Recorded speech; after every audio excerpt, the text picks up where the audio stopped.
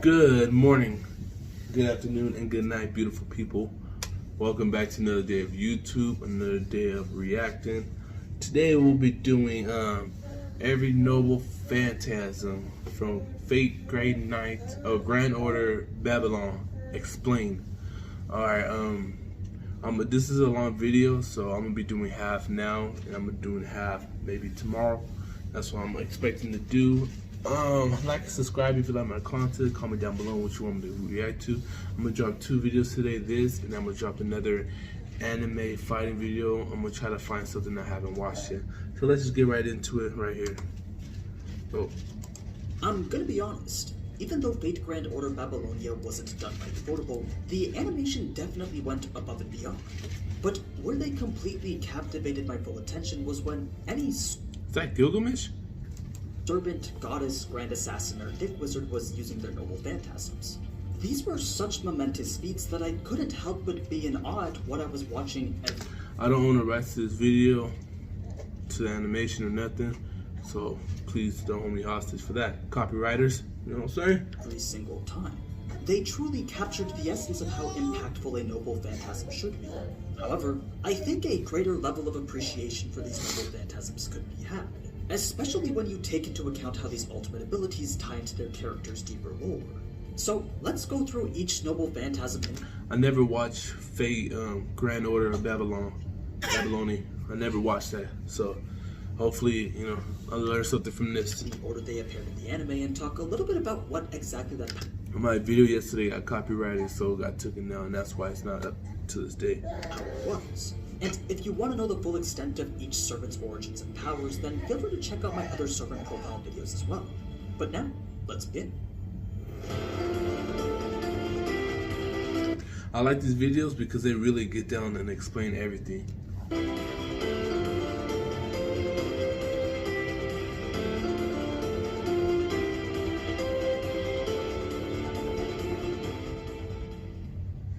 Right from episode 0 and episode 1, we get to see Mashu's Lord Camelot, Castle of the Distant Utopia. It's a noble phantasm that's originally possessed by the Knight of the Round Table, Galahad, the son of Lancelot. He wasn't the greatest fighter, but his defensive nature and tactician mentality were unrivaled. And it's his heroic spirit that's infused into Mashu's body to make this shielder demi-servant. Lord Camelot is a noble phantasm that represents the very castle the Knight... Camelot. That sounds familiar. Oh, 7 Deadly Sins. The Round Table resided in. The shield itself is said to be made from the Round Table, and it's meant to provide the same form of protection that the tower and walls of Camelot once did. What it does is generate a conceptual defensive barrier that scales in strength with proportion to the willpower of its user. Now, if I'm not mistaken, sorry, pausing live. If I'm not mistaken, is it Camelot the place where King Arthur was? If I'm right, let me know. If I'm wrong, it's okay, ignore it. This means that it's not a physical barrier with a fixed ceiling for how much damage it can take. It's a protection of the soul that doesn't register in the loss of visions. So long as Mash doesn't lose hope, Lord Camelot will not falter. So, given that there's no limit to the amount of defense it can produce, it's definitely one of the most powerful defensive noble phantasms. Second, probably only to Avalon. In episode 2, we see Enkidu use Age of Babylon, the wisdom of the people. It's Damn, so on the second episode you see 2 noble phantasms? Wow. Maybe I gotta get into this. Sounds like a lot of action. interesting to note that without this noble phantasm, Gilgamesh's Gatling gun variant That to is his Age of Gilgamesh. Babylon wouldn't even exist. You see, Age of Babylon allows Enkidu to create any type of weapon he wants from the earth. As a living weapon himself, one that was created by the gods, he has the ability to generate any tool or weapon he needs from the ground, each being a brand new original creation of the highest quality.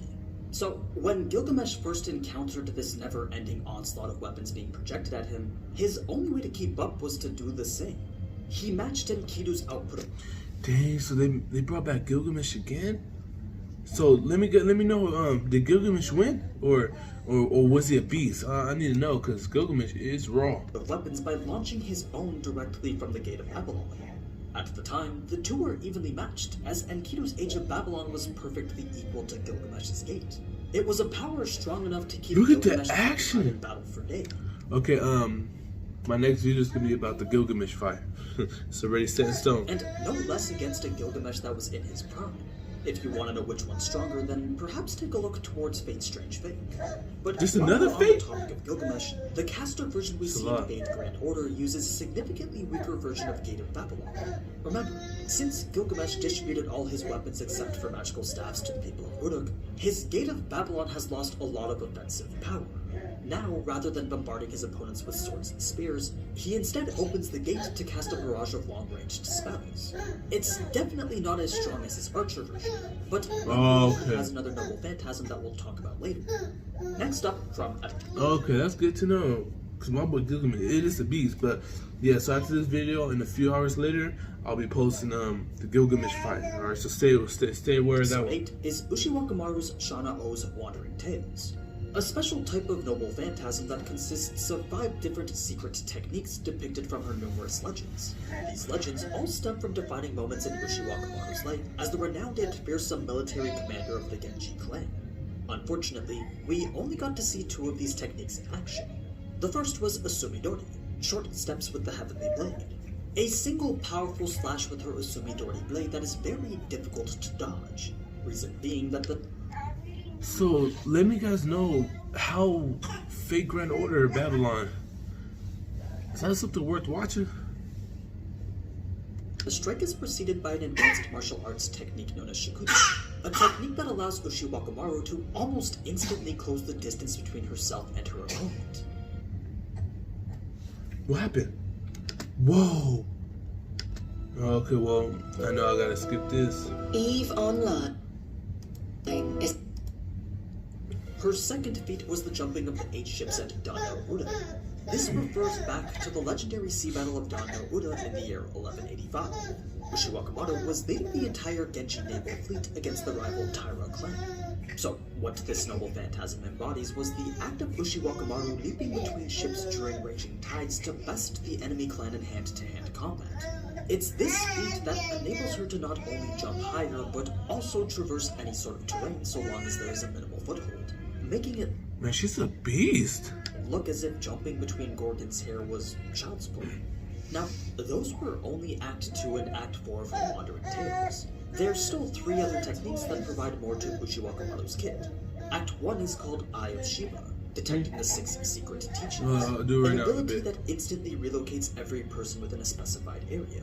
It's highly useful for breaking enemy ranks and causing mass confusion on the battlefield. Act 3 is Benkei, Steadfast Give this to her. a more defensive technique that creates an Sorry. imitation of Benkei's body to block an incoming attack. The more faith Ushiwakamaru. So is her noble So is her noble phantasm, since it has 5 secrets, is it all in one, or can she like pick and choose which one? Maru has a Benkei, the stronger this Benkei shield will be. And finally, Act 5 is Hoemaru, Spider Slayer. Imagine if Ushiwakamaru was part of the Hashira and she could use breathing techniques to make her blade super effective against demons. That's pretty much what this is, bringing us to the last technique of her Wandering Tales. Now, in that same fight with Gorgon, we then got to see Leonidas use Thermopylae and Emotia, Guardian of the Hot Gates. If you've ever seen the movie 300, then Snow Phantasm is pretty much an embodiment of that event. It's a reenactment of the 300 Spartans led by Leonidas who defended against a Persian invasion force of 100,000. Just as it was in history, this noble That'd be like a funny if a noble phantasm wants to get to kick somebody and they drop it to the well. phantasm is typically used as a counterattack. It initiates with the summoning of 300 Spartans, each possessing a mid-range endurance rank that's So is that why that move's called 300? I never knew that. pretty decent for any servant. Their purpose is to defend Leonidas and his master from the enemy's attack. After holding that defense, Leonidas then launches a counterattack that scales in power with the number of Spartans left over. If you take into account what we saw in Babylonia, it's almost as if the counterattack looked as powerful as the defense itself. But at its core, this is a more defensive noble phantasm than anything else. The counterattack is just a nice little bit of damage on top. After all, we remember the Battle of Thermopylae not for his offensive turns on the Persian army, but rather his outstanding defense that resisted their consistent advances for 3 days straight.